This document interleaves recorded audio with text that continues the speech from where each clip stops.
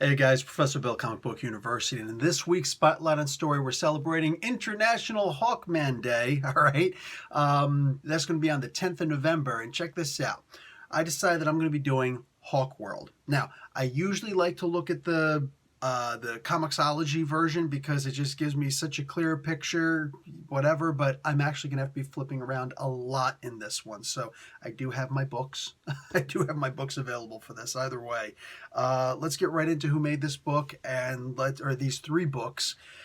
And then we're going to start talking about this story where we're going to have to jump around a whole lot. Okay, so Timothy Truman is the storyteller. Al Satenta. I'm so sorry if I'm butchering that name, but this is the inker. The color artist is Sam Parsons, and Tim Harkins is the letterer. Cover illustration is also Timothy Truman. It's funny, he just calls himself the storyteller, but also does the pencils. And anyway, yeah, there's a whole lot of beauty in this book. My God, man, this came out in 1989. And before the final issue actually came out, they'd already greenlit a series, which went to I think that went on for another 3 years or so. Man, had 3 annuals, if I remember correctly. So it had to have been about 3 years that this thing went on. So this was a gorgeous, amazing, highly immersive story. And I'm telling you, I've read Shadow Wars of Hawkman to you guys before. I've done the Spotlight on Story for that. And there's a bunch more that I could and probably will give you of Hawkman. He is easily one of my favorite characters. Here's the deal. Hawkworld, this is a book that you just put everything that you know or think you know or want to know about Hawkman completely out of your mind. Boom. Just go ahead and grab these 3 issues and you will be fine. You could probably get them at a pretty good rate too, all 3 of them. I'm telling you though, this is a fantastic read. Okay, let's get right into this. So this first issue is called Flash Zone. Flash Zone is going to mean it's basically like a kill zone. This is going to be on the planet Thanagar. There's going to be a complete and total reimagining of the Hawk characters. This is a Qatar Hall, but a different version of the Qatar Hall version of Hawkman. Yes, I said that exactly the way that I meant to say that. Many versions of Hawkman, probably the most convoluted character in all of comic book history. It's cool. So literally pick which one you like. So we're going to start reading, and we're basically starting off the reading of Hawkman's father is giving, Perrin Hall, Hol, is giving his account of what's happening. So he is a scientist. He is actually responsible for basically Thanagar Prime, which is the main planet. They have conquered untold numbers of planets afterwards. This is under Morin. Morin is he's this hero in ancient Thanagarian lore who was a real person apparently, who actually went back and he was responsible for uniting Thanagar, which eventually became known as Thanagar Prime, and then leading the conquest out into the stars and conquesting of other planets. And then he came back to Thanagar to a couple key parts. They built this statue of him, and it's pretty much the exact same statue no matter where you go. It's the same one. Yeah, here we go. Here's probably the best image in the entire thing. You'll actually see this in, I think, issue number 3 or 4 of the current Hawkman run as of the time of 2018, the making of this video. So he is a major character in Thanagarian lore. We don't actually get to meet him here. He's just he's established. So anyway, this place Thanagar was highly overpopulated, and he went out and he wanted to bring more species over and whatnot. But he also realized that But anyway, as these species started to multiply a lot, it started to get pretty bad. It started to get kind of violent in certain areas. And of course, you got the so-called ivory towers where the rich people live, very separate from the regular people. In order to have more security, in order to save space, he had a very skyscraper type ideology. I'm talking about Perrin Hall, Qatar Hall's father in this run. Excuse me, and he decided that it would be better if we built up, like really high up. So, and then he also created the wings for the wingmen and for whomever. So if you had wings, and yes, these were metal wings that were attached, whatever, but if you had wings, you were considered one of the upper class. You could come and go wherever you wanted to go. But if you had no wings, even if you were a human, this is actually Thanagarian, but they have the same body chemistry as humans. They're on average just stronger, better constitution and whatnot. But for all intents and purposes, if you did not have wings, you were down there in the dredges with the downside folks. This is where there was plenty of crime, and everything that you want or need pretty much has to be done through bartering and blackmail. Money is not so easy to come by. And threats and intimidation, yeah, those help also. Murder, theft. Anyway, so Qatar Hall is the son of one of the most important people on Thanagar. In fact, Thanagar often has this thing where the most important hero, the greatest hero of current Thanagar, all right? Morin was the guy way back when. There's been a whole bunch since, and Perrin currently is that guy. So, Qatar Hall, the son of Perrin, he decided, you know what, I want to join the military, but instead of joining as a high officer and just, doing my thing because I have the right to do whatever I want to do, he instead decided I want to go out into the trenches, and I actually want to be, figure of speech, and I want to be down there as an ensign and join the wingmen and try and earn my wings. By earn your wings, this actually means on your helmet you would earn a set of wings. All of the wingmen have wings on their back by which they fly. But earning the wings on your helmet signifies a special rank. Commander Bythe is the guy who's in charge of the wingmen in this particular, probably bigger than a unit, more like a platoon, I imagine. Anyway, he's got these little things on the side of his eyes. You can actually see them here. He's got these not umbrellas, these antenna-looking things. Anyway, and the regular wingmen don't have that. So, like, here's Ensign Hall. He won't have that, like Commander Bythe will have. Anyway, so and of course he's very religious. This is like the most unwieldy religious symbol ever that Qatar holds. Anyway, I could just imagine that thing, like the finger, just I got stabbed by the finger. I've been fingered. Oh, God. Anyway, so he brings us into battle with him. And they go down, and on their very first mission, he gets assigned to this guy named Krager, who is this drug-peddling old military veteran. There's an image of him right there. Yeah, he's grizzled, and he's a good person. He wants to try and mess with you, but Ensign Hall, even though he's just an ensign, he's a upper class and a high class, and he's able to say, jam it. These are some of the words. If you ever seen like Batman Beyond, they use words like this to indicate that it's futuristic, right?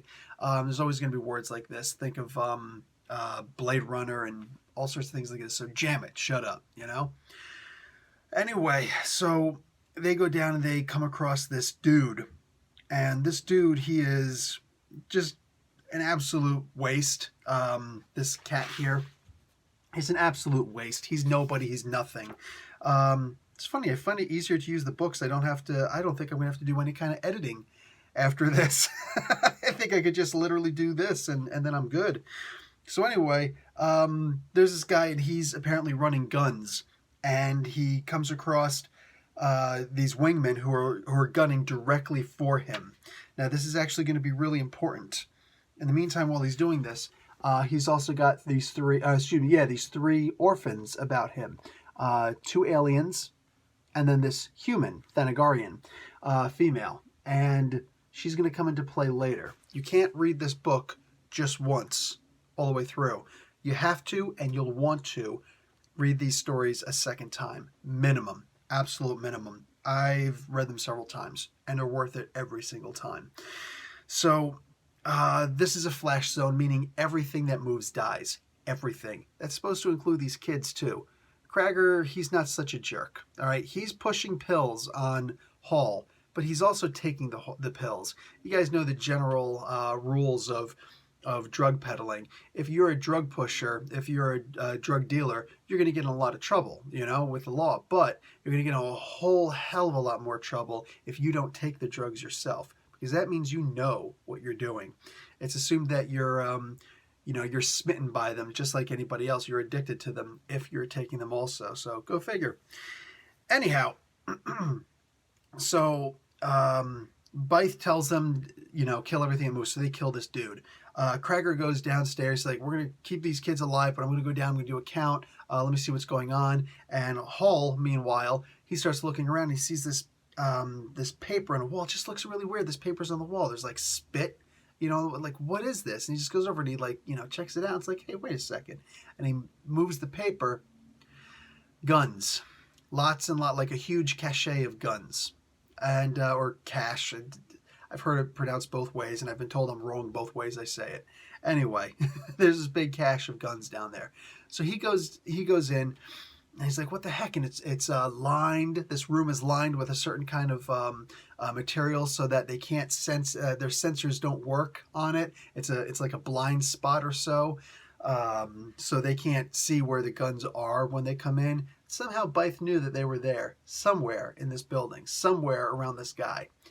Anyhow, this is an interesting bust, but Qatar gets, a little bit of notoriety. It's like, pretty good that you're able to figure that out, dude. Pretty darn good. Qatar is really nervous about what's going on. Bythe, meanwhile, points out, that you don't actually belong here, right? Yeah, this is Bythe. This is Qatar. And Qatar is acting like he's really tough. You may notice he is sweating a lot, and the rifle was unarmed. there was no ammunition in there. So anyway, yeah, you could actually see when you get closer, he's actually sweating. He's sweating. He stands stock still, but he's sweating. This is not the first time he will have a gun pulled on him. All right, more specifically, a rifle. So he's leaving, and he decide it looks like he's trying to resist taking the pills, all sorts of different pills, off-worlder pills for the most part, but he's resisting taking all of these pills. But eventually he starts taking them. It's like, my nerves, like, I can't believe that's really like this, down here. Wow, this is really bad. He decides to start taking them for all sorts of different reasons. And there are a lot of different, variety of pills.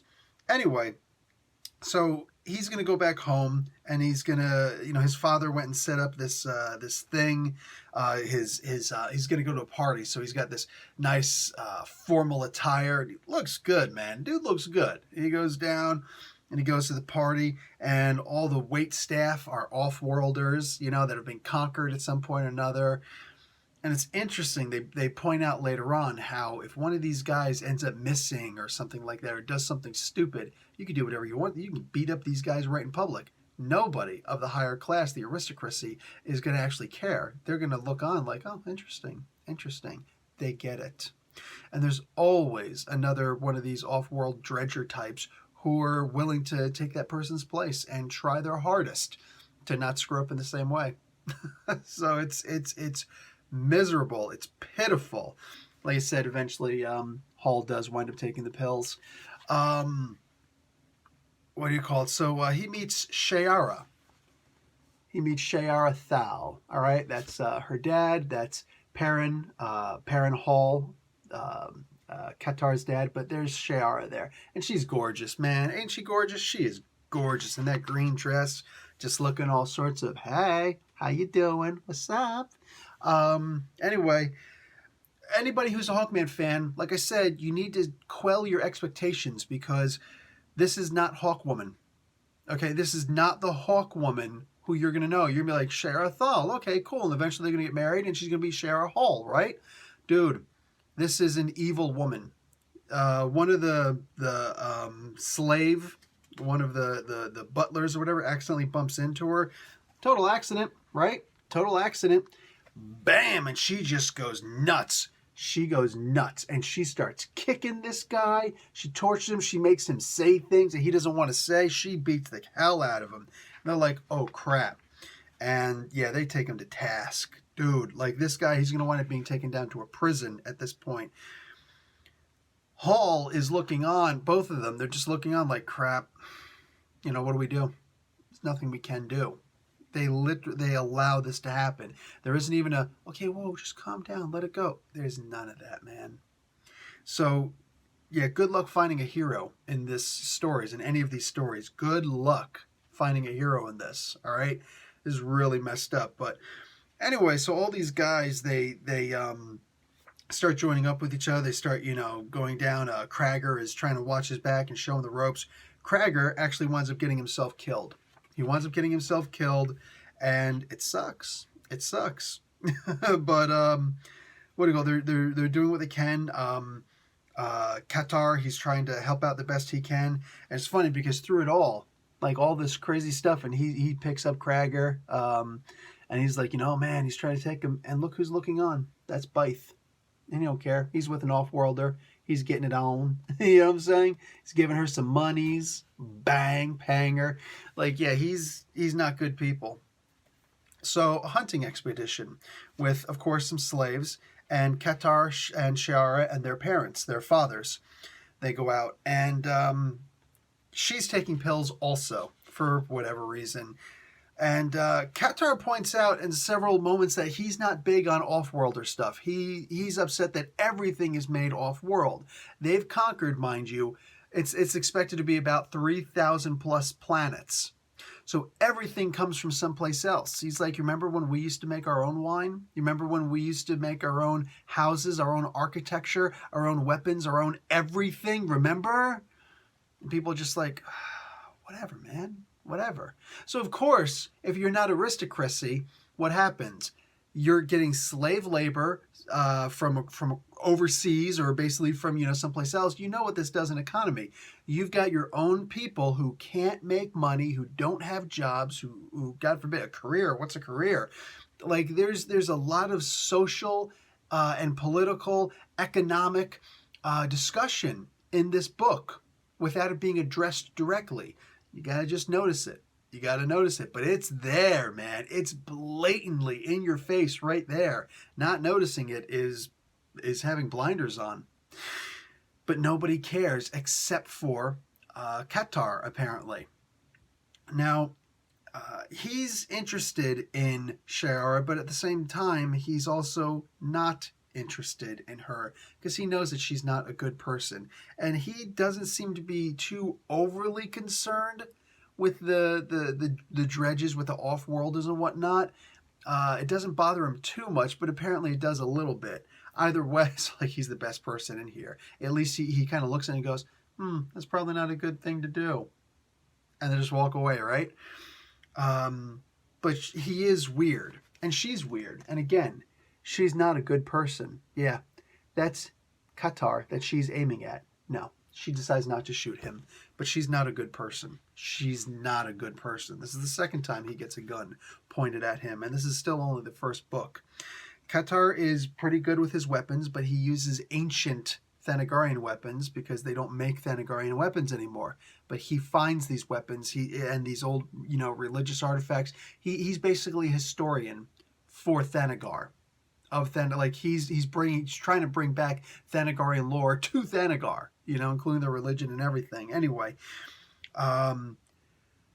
there's some native simian type animals here. They're kind of like primitive peoples. They might even be their own primitive peoples, according to a cave drawing that's here. But Shara shoots 4 of them.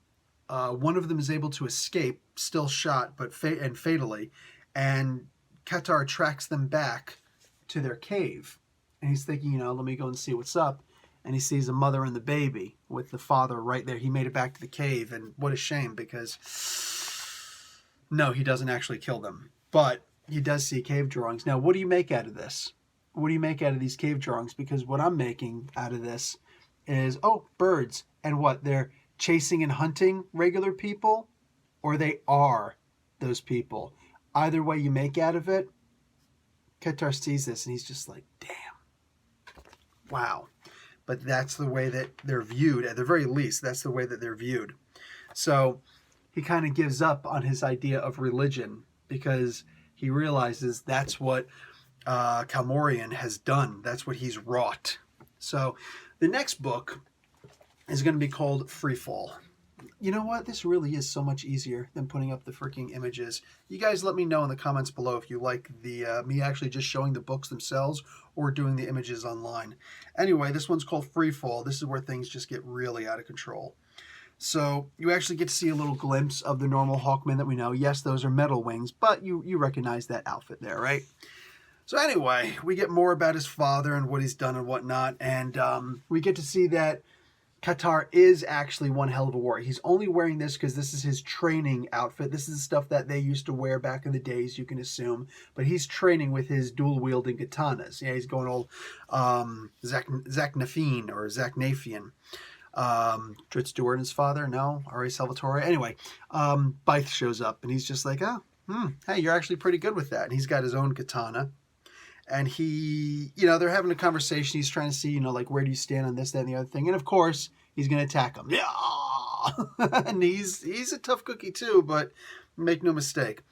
While testing him, he realizes that, Qatar is a better soldier than him. He's a better warrior, I should say. Not a better soldier. He's a better warrior than him. So anyway, he starts talking. He's like, listen, as it turns out, there's a traitor. We're going to go in. It's just going to be you and me. If you want to help me, good. If not, then oh well. But two things. One, you will let me know if you're going to join me in trying to flush out this traitor soon. And even if you're not, whether you are or whether you aren't going to help me, you will not talk about this to anybody. Those are the two rules that he brings up. So they're going to go down to the dredges. They're hanging out with the family and all that again. And there's actually a bomb. One of the lowlives, the off-worlders, they bring in a bomb. And these manhawks come in. Manhawks are old enemies of Hawkman and Hawkwoman. What do you call it? It is what it is. But these Hawkmen come in. And the manhawks come in, and there's some wicked freaking creatures, man. They actually rip off the faces, of some victims, and then they'll dry out the skins of these faces and then wear them into battle. And you actually get to see them doing it.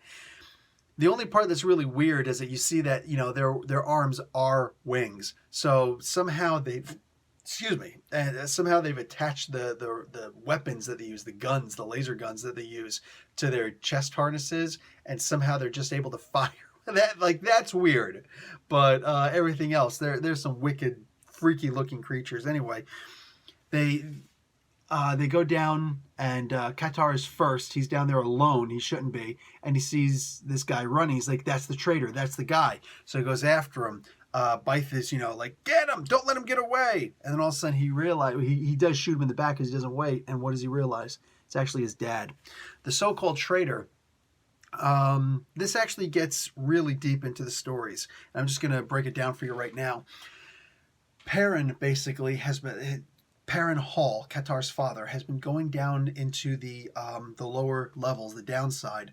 And he's been trying to give them medicine and medical treatment and food to help out the kids and whatnot. But somebody's been using him to get weapons in there also and making a lot of money by doing so. Yes, of course, it turns out it's Bythe. All right, anybody who knows, Bythe is a bad dude, man. He's a really freaking bad dude. Anyhow, he knew what was going on, and Perrin knew that Bythe was doing this also. Anyway, the people in the downside, in the slums, they didn't want, the people who are actually dealing with Perrin at this point, like, listen, we don't even want these medicines anymore. We're not worried about helping our kids or anything like that. We just want the weapons. We want to revolt. Then we'll take whatever else we need. Perrin's like, I don't have access. I don't have contacts with weapons. I just don't have that. So I can't help you that way. He said at one point, I don't know if I'm going to survive my next encounter down there. Well, he didn't. Didn't realize he was going to die at the hands of his son. Yeah, that was really messed up. That is messed up.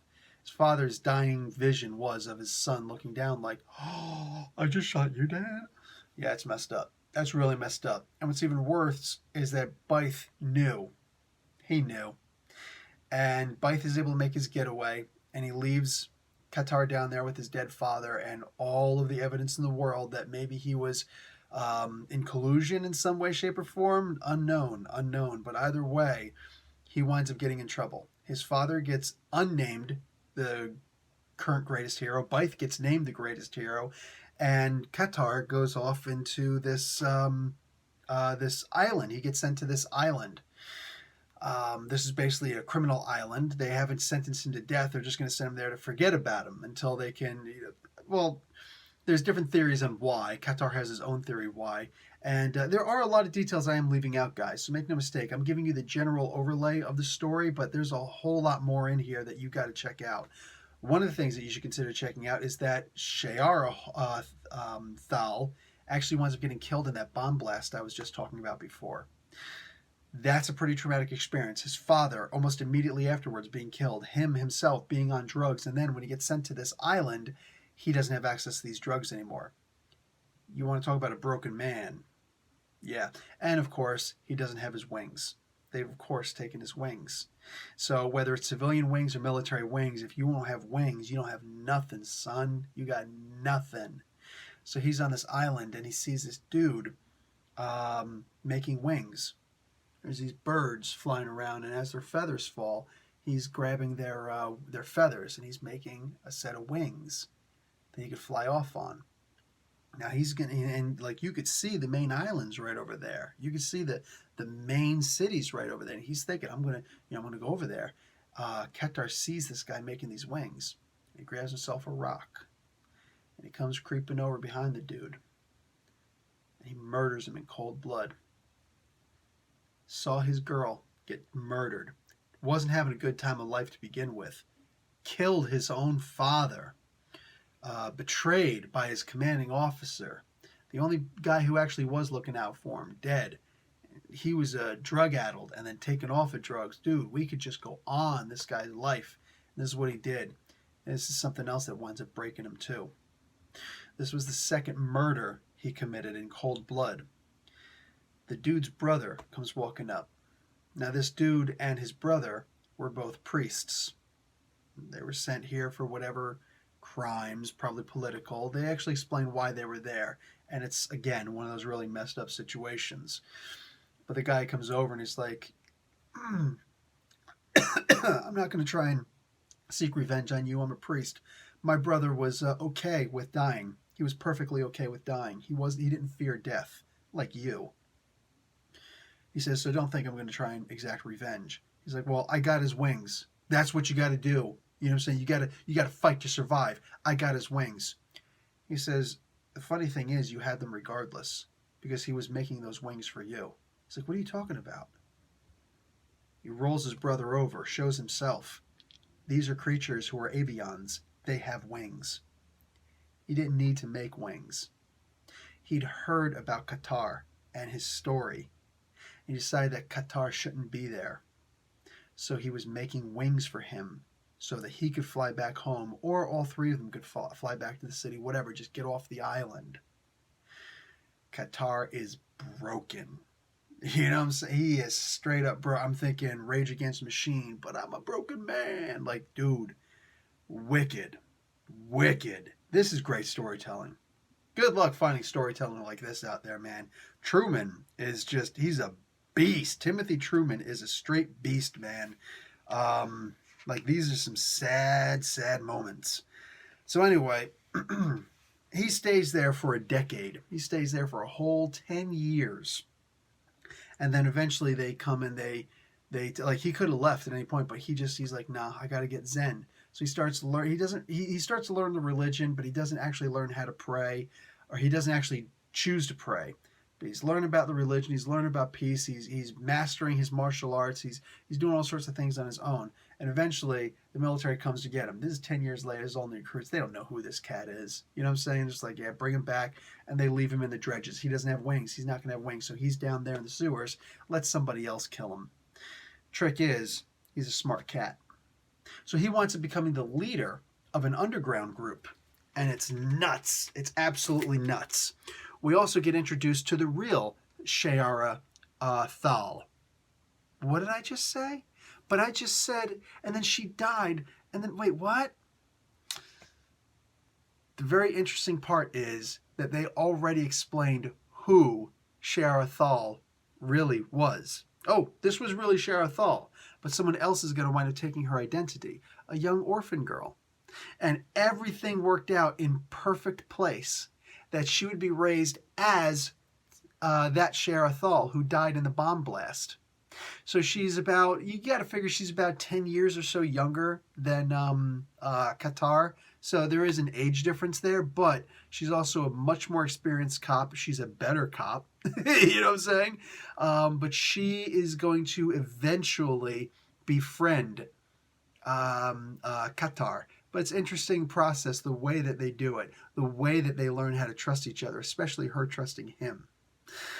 These are amazing stories, guys. This is a picture of me. Hi. Not able to recommend these stories enough. The final story is actually called Phoenix Flight. And man, like, these are just gorgeous covers. You know what I'm saying? These are gorgeous covers, baby. Come on now. So I'm trying to do you guys solid. I'm giving you these amazing stories right here because they're beautiful. They're beautiful. They're deep. They're political. If you want to learn how to write comics, bro, read these 3 comic books. You'll know how to write comic books. You'll know how to write those comic books that will resonate for a long, long time to come. Anyway, guys, I didn't go into the last book in any kind of detail whatsoever because you should definitely consider reading these. I'm hoping that I piqued your interest enough. Go and check out below, links. Go to your local comic book store, buy them. Don't know, don't care. It's on you at this point, all right? Description below for more. All right, guys. Professor Bill, Comic Book University. Class dismissed. All right, dude, Tim Board, Hawkworld. So, hi, Professor. Let's go. Yeah, it's finally. It was our first time actually talking with each other. So yeah. So I just did a big thing on Hawkworld, the 1989 original release before the series came out. That was like 3 years that thing ran. So if you want to call it a success, boom, that's pretty much the definition thereof. Yeah. Right? So we just want to talk about the first 3 issues. These are, graphic novels basically of Hawkworld, man. So you of course thought it sucked, right?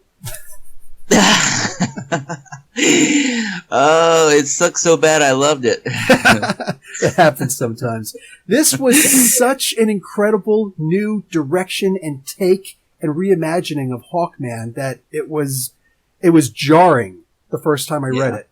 Yeah, it was. So, but at the same time, this is probably, I don't know, at the time at least, pretty definitive. Well, at the time I thought, well, this is the way they're going to go. And it was a promising start. Then Volume 2 happened. That's a whole other issue over there. But this book was just amazing. It changed everything that we ever thought we knew about Hawkman. And it's one of the most breathtaking, comics I've ever read. Yeah. Yeah, literally a completely different take. As far as Volume 2, Timothy Truman took a back seat, and he was more like, I don't know, I guess an advisor, but John Ostrander, I think was his name, was the lead writer on that. Right. So yeah, clearly it was different, and that was when Bythe wound up escaping to Earth, and yeah. But this one, man, like when I actually had the discussion for my Spotlight on Story, which airs previous to this, it was, like I said, it was jarring. Shiara was not Shiara. and then I come to find out that meant exactly what I thought, but greater than I thought. That actually wasn't the true Shiara. Right. So, and then when you find out that you actually already met Shiara in the beginning of the story, man. The very beginning, yeah. Yeah, if someone were to ask me, how would you, what would be your example of a good story to read to learn how to actually write comic books? This would be on the top of my list. The way Truman just brought it all together, the way he kind of introduced the character and just cast him down as just about as far as he could go, and then the way the whole Sierra reveal, and it was gripping. It really made you think a lot. Yeah, you didn't really get a chance to stop and say, wait a second. And reading it just once, I don't know anybody who could just read it once and say, oh, that was pretty good, and walk on. Now, I immediately read it a second time after I read it the first. Yeah, all the little things that you miss. Go on. Yeah. Well, I didn't get to read the comics when they came out monthly. I was too involved in school and stuff, and then when the trade paperback came out, I guess it was in '91. I picked it up then and read it the whole way through, and you just couldn't put it down. I think at the end I realized I was holding my breath. It was just so intense, and it was just made you fall in love with a completely different kind of character, but it was still Hawkman. So Truman did just a masterful job. Yeah. Yeah, we already had a Qatar Hall, but then this one was just so completely different. What's funny is, in the entire book, good luck finding a good guy. Right, everybody had their flaws, yeah. Yeah. Yeah, like you really could not find a good guy. Even Hawkman himself, Qatar Hall, while he wasn't active in committing the violence that some of these other characters took, he was certainly complicit. He watched it happen. He didn't even, not only did he not lift a finger, he didn't say anything about it. Well, yeah, he had this, dream of being a wingman, and then, he goes downside and just realizes how truly, just decrepit the world is, and how everything's just warped, and how the floating cities are, trampling down on everybody on the downside, and he tries to figure it all out, but there's no answer. His hero is maybe not the hero that he thought he was, and on top of that, he's into, recreational drugs and just all kinds of other stuff, and just keeps falling and falling until finally he ends up on the Isle of Chance, and it goes from there. Even when he gets to Isle of Chance, he hasn't reached his bottom well yet. Not yet. He's got a big fall yet. Yeah. Yeah. Oh my God. Like it's crazy. And what's so great is the political social commentary that's involved. And I think both of us, we were just little kids when this book first came out, so I couldn't even realize the breadth and the depth of just how deep this comic book went in looking at our society, how, nothing was made on Thanagar anymore. It was just artificial, and they were kind of, to me, I guess it kind of represented what America had become, and how they were in danger of it all, come crashing down. And it was when you read it now, looking back, it's a commentary on, modern society, and how there is no utopia. Like Tim Truman said, utopias are built on the backs of others, and he did a good job of expressing that in this book. Yeah. Yeah. Like, interesting part, America was not complicit in colonialization. That was the European nations. But absolutely, like, in their own way, they were complicit in other aspects. So I think this was more of a reflection on the past, a look into the future. It's funny how a lot of people will, of course, turn to books like Brave New World and, of course, 1984 to see what the dangers are of our future. But I feel that this book, just because there are pictures in it, is seriously overlooked as one of those also. Because I didn't see the 80s as necessarily being like they're describing, but at the same time, this was also the beginning of Reaganomics, right? Actually, no, 89. This was towards the end. This is when we realized that it was a failed concept. Yeah. Right. So George Bush Sr. would have been in office at this time. Yeah, he was. Yeah.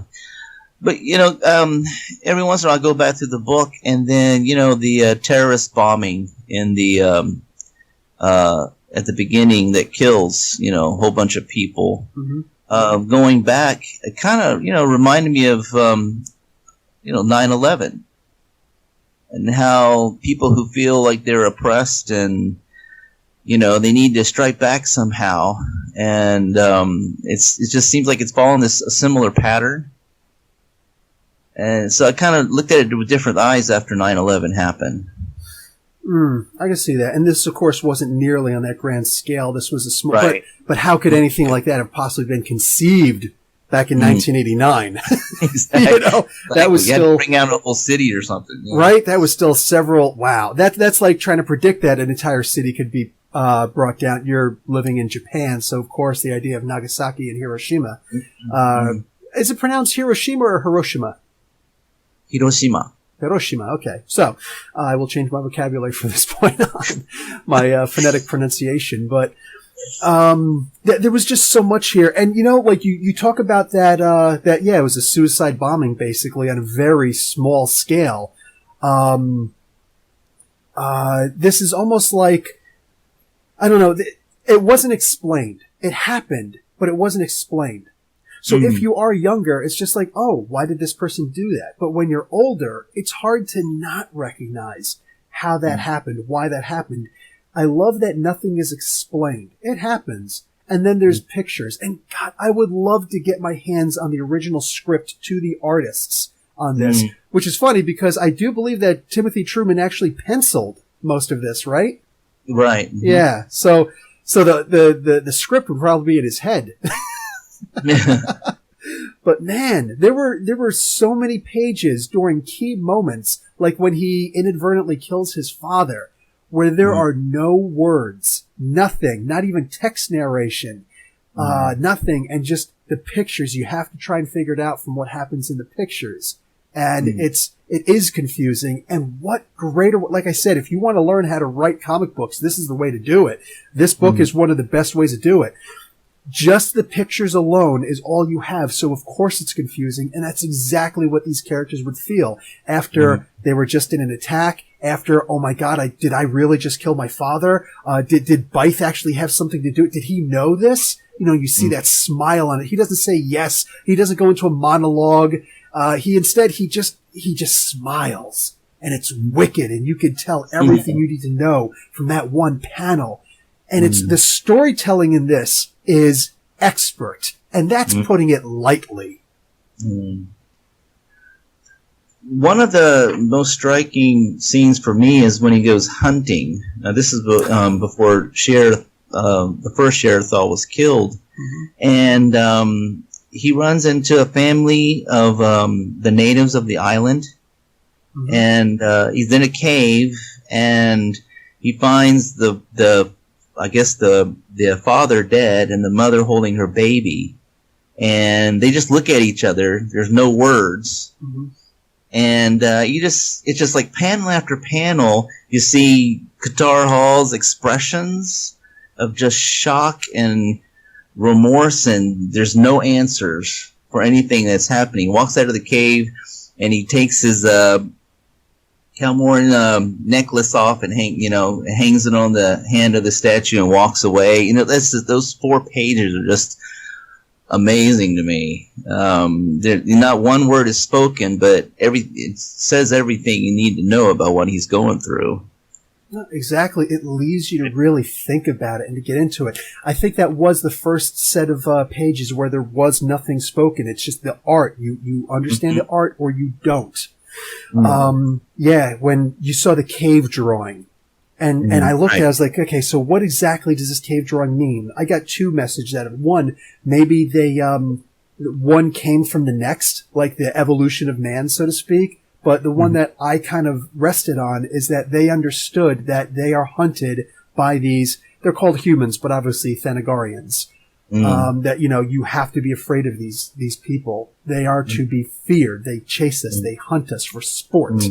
And it was terrifying when you think about the first cave drawings, the first art, the first communication that we have. I forget the name of the place in France, but it is in France where they just show these are the hunting patterns of these particular animals, and this is how you trap them. Like, that's what those cave drawings meant for the most part. And that's what you see here. And then of course, when he has his necklace of Morin and he leaves it on the statue of Morin and walks away.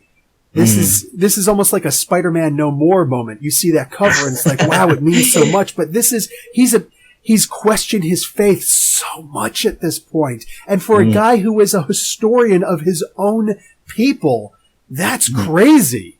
Yeah. So much there. But the thing is about this comic is that there really are never any answers. I mean, just everything that happens, happens, but there's it seems like there's no real redemption at the end of the series. The comic book just stays with you. Well, what happened to it? What was he thinking? How did he overcome all that, killing his father and killing that man on the island and just all that he, just went through? But they never really give you any answers. Yeah. And because there are none.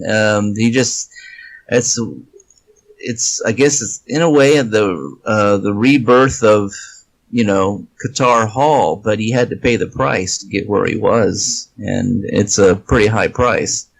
Yeah, you could look at this biblically if you chose and say that this was because like that moment where he does kill that priest and his brother's right there and just says, "Yeah, I forgive you." And I already covered this in the Spotlight on Story earlier in the. You're not privy to it yet, but this Saturday. Man, like, the forgiveness that he issues. But when he's exiled to the island, it's like he's being exiled to the land of Nod in the book of Genesis, when Cain killed his brother. This guy kills someone else, Qatar kills someone else's brother. And just, this mindset that he's in. And he was building those wings for him. He had his own wings. It's crazy. It's like you killed him for something that was already yours, but you didn't realize it yet. He was off his drugs. He was, rattled. He just killed his father. He's been taken on. He lost his own wings. And think about that. Losing your wings puts you with the downsiders, and he's never known that. He was rattled just being down there with his fellow police officers while he was an ensign in the Wingmen. So actually being wingless, oh my God, imagine that. Well, he was willing to, kill for some wings. So it just showed how desperate it was to get his wings back. Yeah. But the thing with me is that priest, this part always, I kind of get hung up here because, how could he forgive him? He just killed his brother. And then he takes him in and he trains him, teaches him everything he knows. And I'm like, did this priest have some kind of foresight of what Qatar Hall could become? Or how did he know, not to do what he did? That part always kind of hangs in my mind. Well, you are in Japan, and I know you know about the Shinto ideologies, the Zen aspect of Buddhism, and you know the concept of, there is no afterlife. The afterlife is hopefully reacquainting with the void, becoming oblivion. So when his brothers, to me, mind you, when his brother said, hey, my brother was ready to die, you're not. And then at one point, the priest himself who did train him said he was ready to die. Did he euthanize himself, or did he just let himself go? Did he release the ghost, so to speak? There's so much to unpack, And again, I learned when I was young that the movies that you watch at the end when it says the end, it's like they're giving you a middle finger. It's like they're saying, you're too stupid to recognize that this is the end. I know that credits used to always be played in the beginning in those old black and whites, not at the end. So when they said the end, it was like instead of just staring at a black screen hoping something could happen. I don't know. But for me, I like when a movie ends and you're just left with nothing but questions. That's something that most books have always done. But this is much to me. This reminds me a lot of the original Matrix movie where you're just sitting there looking like, what the hell? And you've got nothing but questions. And you can't see that movie without friends because you've all got to rattle each other's brains. What the hell happened? What could this mean? That's exactly why the book stays with you even after you finish reading it. You just got more questions, and you go back and start reading it. Maybe I missed something. Maybe there's a clue in here somewhere I can figure out what they're trying to tell us. But you have to come up with your own conclusions, which is brilliant. Yeah. I know a lot of writers. In what I do, I get the opportunity to talk to a lot of writers, and a lot of writers tell me about their individual books that they like to read once a year just to remind themselves, or usually stories, to remind themselves, this is how I want to write. And this would be mine. This would genuinely be mine. This was an amazing story. It's deep it's only for deep thinkers, only for free thinkers. Everybody's going to take away something different from this, and the conversations that can happen from this, they're great topics. And it's just, like I said, it doesn't treat you like an idiot. It talks to you and then says, your turn. What do you think? The Guitar Hall, angle was, interesting. In some ways, it kind of resembled the Silver Age Guitar Hall, I thought. But Sierra was just so completely from what we had been used to. And up until now, Hawkman was kind of the leader, and she'd follow along and everything. But I mean, this woman was not going to follow anybody. Guitar Hall usually had to talk her down. And just all that of all the characters I've seen in comics, I think about the life that Sierra Thal lived all the way up to where she died in the Rann-Thanagar War back in 2005. And she's got to have one of the worst lives ever of everything she went through. But she still stuck to her ideals, and she's one of my favorite, Hawk girls, Hawk women, definitely. It's a deep story. I wish they would tell her story. She's got a great story to tell. Well, I don't think the characters are going anywhere, so that could be told. That's, wow. I'll tell you what, if I ever start writing for DC Comics, consider it done. Yeah, I would love to read that, because she's a fascinating character. Absolutely. And it's funny, I did want to talk about this and I forgot about it. I don't usually take notes. I usually just let the conversation take us wherever. But this is one of the things I want to talk about for anybody who suggests that, women weren't empowered back in comic books. Granted, there's obviously that diaspora that's hard to argue, but if you want to talk about one of the strongest women written in comic books, you touched on it right there. Here's a character who, although the book it's called Hawkworld, but it's obviously focused on Qatar Hall, Hawkman. Yeah. And it's funny, all the throwbacks that you get, the callbacks to previous stories, you do get to see his training outfit is the typical Silver Age Hawkman suit that we get to see when Bythe meets him in that room with the little Jedi devices. Yeah, right. Yeah, he's wearing katanas. Pants. Exactly. He's got all that. And you'll see, Fel Andar is actually mentioned in the final book at one point. I think they just call him Fel, and it's like, oh, interesting. So, there's a whole bunch of callbacks, which are great. But Hawk Woman in this, she stayed on as a dedicated wingman for 10 years while this guy was in exile. Coming from being an orphan, hearing of her story, how she was adopted, like just absolutely amazing. And she was tough as nails. Yeah. She, I mean, I love the way she, just, call people meat and jam it, all these Thanagarian lingo. It is, I wish they would make a movie of her. She would be so great to see. Just the Hawkworld movie would be amazing. But yeah, you actually touched on another great point. There was the point where Qatar brought her down into the catacombs to see the one woman and her baby, the princess, actually, from Offworld, and her baby. And he says at one point, right before they meet her, "Call me Meat again, and you're going to see what happens." She calls him Meat 2 more times. Yeah, she does. Like she has 2 squirts to give, and neither of them have his name on it. She's a good character. I loved it when she came back in the Hawkman Volume 4. That was exciting for me. I like Kendra Saunders too, but Sherathal is just the top for me. She's just a fascinating character and a great partner for Qatar Hall. They just work off each other so well. Yeah, they keep each other sane. Or insane, one or the other, but I don't see that at all. They're always going at each other, but yeah. I'll tell you what, man, as far like you're just touching on a subject that I'm almost trying to avoid because I just feel it's so obvious, but I guess there's some people who should understand that. Yeah, literally the 2 greatest romances in all comic book history are both in DC Comics. One is Aquaman and Mera, and the other one is Hawkman and Hawkwoman.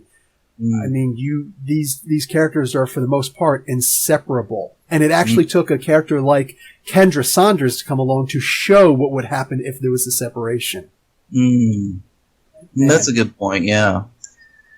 Yeah, even with the new series, there is no Hawkman without Hawkgirl, Hawkwoman. It's just, they're a pair. And even with the new series, I was talking to Robert Venditti the other day. He still kind of throws in little hints and stuff about that she's out there, and Carter Hall's thinking about her, and she's she'll show up sooner or later. We're not sure when, but it's when I started getting to comics, it was Hawkman and Hawkgirl, and that's one of the appeals that the characters had for me, because they were always together. They were always backing each other up. Green Arrow and Black Canary, they're always like on the verge of splitting up and, stuff like that. But these 2 were tight. They were a pair, come what may. And, that's one of the things that made the characters great. And I really hope we get to see that again someday. I am hoping. It is nice to see them separated for a little while, trying to figure life out. But yeah, because they are individuals. But yeah, when they work in tandem, man, you try stopping them. Honestly, this is one of the main reasons why I eventually fell off the Justice League. As I know, there's a lot of people who, and I'm talking about the Justice League animation, the animated series. Yeah. Hey, man, it was great and all, but when all of a sudden we saw that Jon Stewart was somehow going to take the place of Qatar Hall in some way, I'm like, what am I watching here? That's what actually took me out of the TV series. Yeah. Well, I was over here in Japan. I couldn't catch it that much, but when I caught, I was like, okay, well, this is just a kind of a temporary thing. And once Hawkman Carter Hall shows up, it's all gonna, change, and then he just turned out to be some kind of stalker dude who wasn't really Hawkman, or so. I don't know what happened, because I stopped watching after a while. But it was a great series for Hawkgirl. Hawkgirl fans love her, which I can completely understand. But as far as the Hawkman Hawkgirl point of view, it was very disappointing. Yeah, for me, because I know that a lot of new fans came up and said, "Oh wow, this is great for Hawkgirl," but no, actually, she was so much better, much better in the original. It's, like I said, for me, that's where the series went wrong, and I actually stopped watching. I found out that Justice League Unlimited came on afterwards. I'm like, oh, maybe I'll go back and watch it one day, and I eventually did. But yeah. Well, right now, I think it's really interesting because we have Hawkman in the Hawkman series and the Hawkgirl over in Justice League, and they're like completely different set of kind of a power set, different kind of wings. Just everything about them is just completely different now, and which is kind of I think good for Hawk Girl in a way. She, they're building up her own character and her own, which is good. But the whole time I'm reading Justice League, don't you dare stick her with Jon Stewart. Don't you dare stick her with Jon Stewart. Don't even try that, but I don't know. But it's going to be interesting how they all tie it together. Cause, I'm not sure about Scott Snyder, but Robert Venditti, he's got plans on top of plans on top of plans, and he's really thinking ahead about how he's going to bring it together. So it's going to be interesting. And I don't think, judging from the first 5 issues of the new series, I don't think he's going to do Hawkman or Hawkgirl fans wrong. He's going to really come through, but it's going to be interesting how he does it. Well, you did.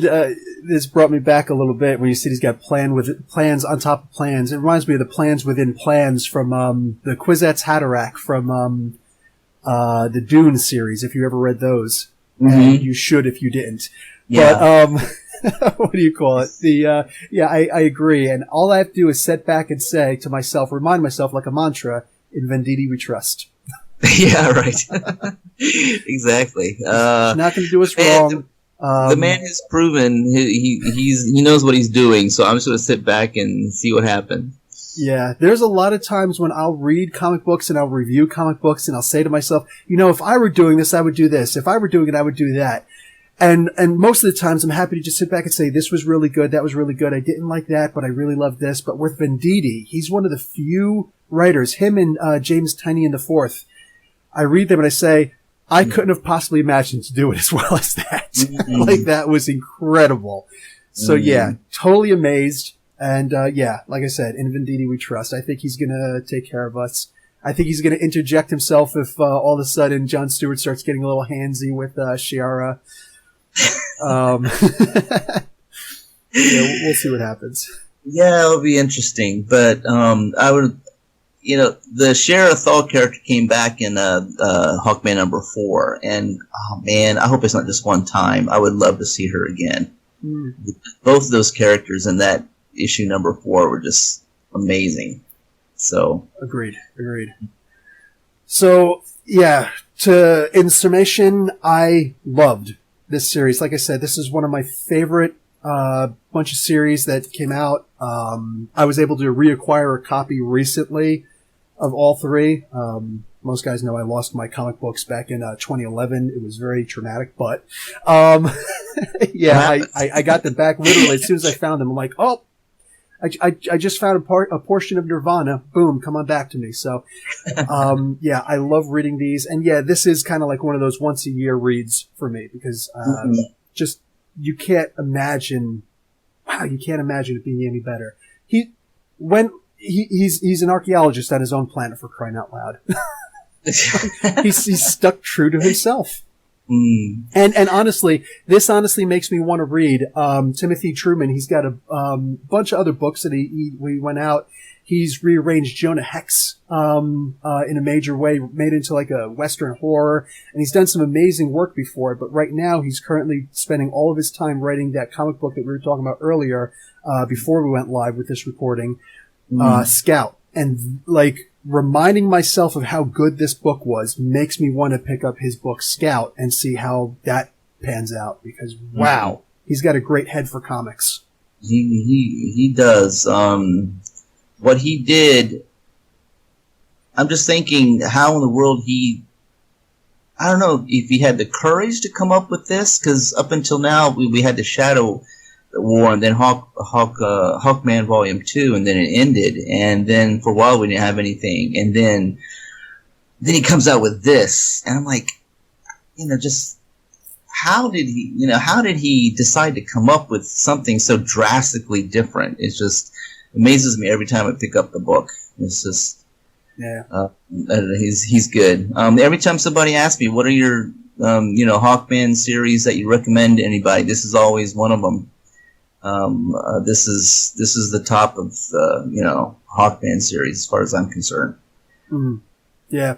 Again, I'm sure that Mr. Tony Isabella had an amazing plan, and I would love to have known what was it, a 5-year or a 10-year plan? 5-year plan. It's a 5-year plan. I would love to have known what that 5-year plan was, and seeing the other things that he's written, and just, following along what he writes today, man, I can only imagine what it would have been. Because Shadow War of Hawkman, I've already done that spotlighting story. First comic book I ever bought with my own money. Amazing, and yet still amazing again. But since DC did, in his own words, screw that up royally, I am happy to see this book have come out. Because wow. And those are the two Hawkman stories I would put up against each other for which one was the best. But this one at least felt fully realized, and Shadow Wars didn't, unfortunately. Every time I think about that, I weep, because, oh man, that would have been such an amazing 5-year story. Because just the first, 7, 8, 9 issues of that series was just it was Hawkworld level, the way and the connection that Hawkman and Hawkwoman had with each other. It was so good. And then it's too bad. The plot was amazing. I don't know who else could have thought of such a great plot. He has to do this, but why is it called the Shadow World? He has to do this by himself because everyone else is, including Superman, can be tapped into by the Absorbiscon. He's screwed if he tells anybody else about it. It was amazing. Great concept. It was that whole Absorbiscon. Absorbiscon, thank you. No worries. Oh, my English, nah. Because that's an English word. Yeah, that's an English word. Yeah. I was like, that whole, it was kind of underlying theme of the whole series is that this thing is, causing all the trouble, and I would have loved to seen how that would have developed. It was so well put together, and then it just ended. Yeah, kind of. Yeah, it's a shame, but that is one of those things where you think about everybody who's new to the comic books and they see these comic book characters in a movie. If you see, I don't care what comic book character you're seeing, Iron Man. Well, this is a world shattering. How come he doesn't call up the other Avengers to help out?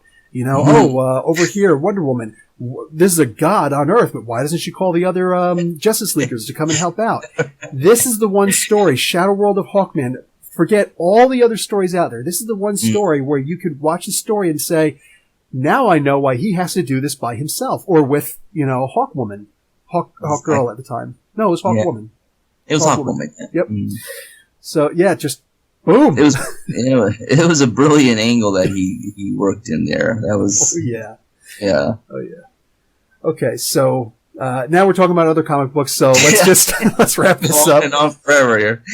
And guys, this is Tim Board, Hawkworld on Twitter, Hawkworld on Facebook.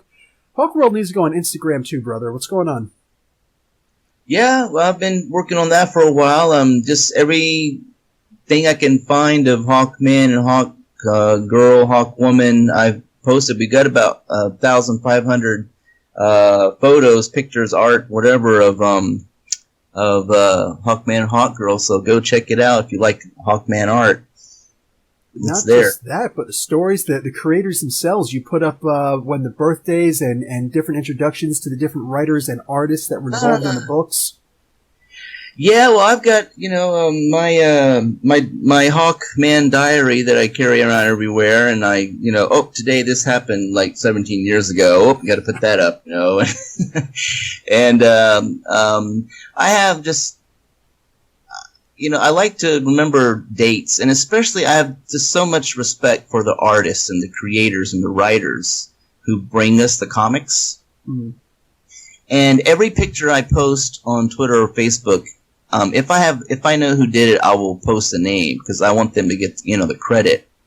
And I try to honor them with telling everybody it's their birthday. Today is Andy Smith's birthday, so I put that up there just a while ago, and I just enjoy doing that and celebrating with everybody about all the Hawkman and all the artists that have brought Hawkman to us. It's a lot of fun. So many fans have joined us, and creators it's so too. That's what I'm waiting to say. If you guys are interested in meeting some of the creators for these comic books, they're members of Hawkworld on Facebook and Twitter. So they see what you're seeing. They see what you write. Yeah. Well, I've had let's see, Rag Morales, Richard Howell, Graham Nolan, Tim Truman, Joe Bennett, just all these writers or artists come on and they share something that they just pulled out. I found this today. Here, everybody, and they'll share it with us. It's just amazing. Yeah. It's so much fun.